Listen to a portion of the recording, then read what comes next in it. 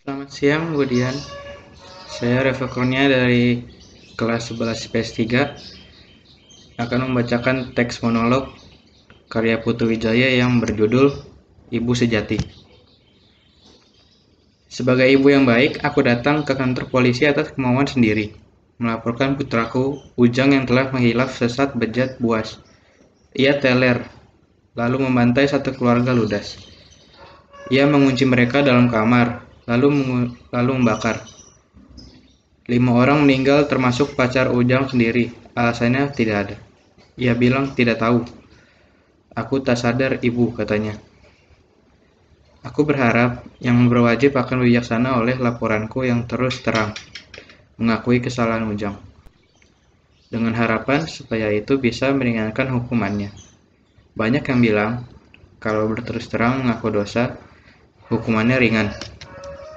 Siapa lagi yang wajib melaporkan anak yang haus darah kalau bukan bunda kandungnya sendiri? Siapa lagi yang bertugas mendera putra yang gelap mata mencabik jiwa warga tak berdosa, termasuk pacar sendiri yang amat dia cintai, kalau bukan bunda kandungnya? Aku yang telah memberi Ujang darah dan daging, tapi aku telah alpa tidak berhasil menjauhkan dia dari pergaulan sesat. Aku sungguh menyesal. Siapa lagi yang harus menyeretnya sujud mengakui dosa, minta ampunan atas kehilafannya, agar ia jerah. Kalau bukan aku, Kalau bukan bunda kandung, siapa lagi yang akan bisa memaksa dia bertanggung jawab atas segala kejahatannya? Aku rela ia didera, asal sepantasnya, agar ia kapok lantas banting setir dari narkoba ke jalan yang benar. Semoga peradilan masih memberikan kesempatan generasi muda memperbaiki kesalahannya. Penjara akan meringkusnya nyahuk bagaimana hidup berkeadaban. Dengan dijatuhi hukuman, nanti semoga iblis yang menggerak otaknya akan ngeletak Ujang agar kembali ke jalan yang benar. Ya Allah, tolonglah ibu yang malang ini menumpas setan yang menguasai jiwa Ujang. Tetapi malang, hakim putuskan lain. Ujang dianggap kejam, pembunuh berdarah dingin. Membakar satu keluarga tanpa alasan jelas lebih kejam daripada binatang buas, karenanya wajib musnah, kata beliau. Disambut dengan pekik suara histeris masyarakat, Palu diketok. Putraku Ujang harus ditembak sampai mati. Aku sebagai ibu semaput. Dikunyah sesal yantui dosa, aku mengutuk diriku. Coba di mana ada ibu membunuh anak sendiri. Bukan Ujang putraku yang binatang buas, tetapi aku sendirilah iblis yang ganas. Tak kuat mendengar umpatan tetangga, tak mampu menerima tudingan biadab dengan sesal berkepanjangan. Aku, ibu yang kejam, berkunjung ke penjara. Akulah yang harus sujud minta ampun. Akulah yang harus dihukum atas kebodohanku sendiri. Tapi begitu bertatapan kembali dengan Ujang, aku langsung tumbang. Sementara putraku yang malang itu besar jiwanya. Ia sedih melihatku rebah. Lantas ia bersimpuh mengurut kakiku membalurnya dengan minyak kayu putih. Ketika pelupuk mataku terbuka lagi, ia sujud minta maaf atas segala dosanya. Sambil berbisik lirih, aku pamit ibu akan pergi jauh dan tak akan kembali.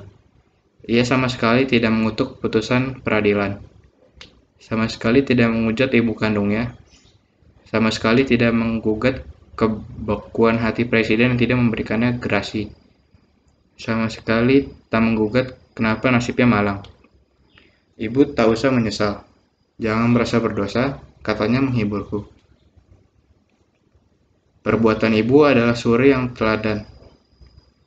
Akan selalu Ujang kenang dan banggakan sejarah. Akan mencatat dengan tinta emas walau putra kandungmu semata wayang, tapi karena ia seorang berdosa. Kau antar sendiri agar diajar. Itu sungguh mulia, Ibu. Semoga semua ibu yang lain mengikuti jejakmu agar tak ada lagi kaulah berani mengulangi perbuatanku. Semoga akan menjadi sejarah baru di negeri yang sedang digalau narkoba ini. Semoga lebih banyak lagi negeri kita memiliki ibu sejati, seperti ibuku. Duh, Ujang, putraku semata wayang, aku ibu yang kejam. Hancur jiwaku berkeping-keping. Rasa aku merayap pulang. Tak sanggup mengecilkan rasa berdosaku, apalagi permintaan terakhir. Begitu mengenaskan. Ibu, aku tidak minta apa-apa, aku hanya ingin makan siang bersama ibu sebelum dieksekusi. Hari itu, ketika hari menyengat ibu kota, para wartawan boleh menjepret makanan bersama yang sedih itu, dengan syarat tak ada wawancara. Aku sampai 100 kali mengunyah suapan pertama, tapi tidak dapat mampu kutelan. Sementara putraku lahap mengenyam sayur lodeh terakhir buatan tangan ibunya. Ketika pulang ke rumah, aku tak mampu bertahan. Aku tumbang di depan pintu rumah, tapi tak satu pun tetangga sudi menolongku. Biar saja perempuan gila itu mati, kata mereka. Binatang pun tak tega bunuh anak sendiri. Iblis itu layaknya dikirim ke neraka. Ia menyebarkan virus biadab yang bertentangan dengan kemanusiaan. Hampir subuh aku tersentak membuka mata. Ronda kampung mengetuk tiang listrik 4 kali. Astaga, aku terlambat. Itulah saat putraku dipersilakan sholat terakhir untuk kemudian digiring ke lapangan eksekusi. Aku terpekik melihat jarum waker terlalu cepat. Tak ada waktu lagi untuk menyeberang ibu kota ke tempat penembakan. Sambil membaikan kain hitam ditutupkan ke mata Ujang dan 10 senjata digokang untuk tebar peluru belah kepalanya. Aku panik kalau putra tunggalku mati, apa artinya hidup ini? Otakku gelap memukul-mukul. Lalu kuraih setagir dan menggantung diri di kamar mandi. Tak perlu taksi, tidak takut rawat manjat, aku dengan mudah melayang ringan ke Jakarta. Jakarta ku seberangi sekejap mata. Di lapangan tembak kusaksikan senjata yang terhunus menunggu aba-aba untuk membantai. Tapi kenapa yang ditunggu tak kunjung terdengar? Jam sudah hampir pukul 5. Aku hampir tidur kembali. Tiba-tiba keluar perintah. Turun senjata. Eksekusi dibatalkan. Regu tembak dikirim kembali ke tangsi. Hukuman mati dibatalkan. Putra ibu ternyata tak bersalah. Semua itu fitnah. Biang kerok sejati pembunuh sudah menyerah. Matahari sekali lagi memanjat di timur. Hari akan terang. Ujang putra ibu yang baik bersiul pulang. Ia membeli sajadah baru yang di pinggir jalan. Oleh buat mama sayang yang gagah berani menegakkan kebenaran.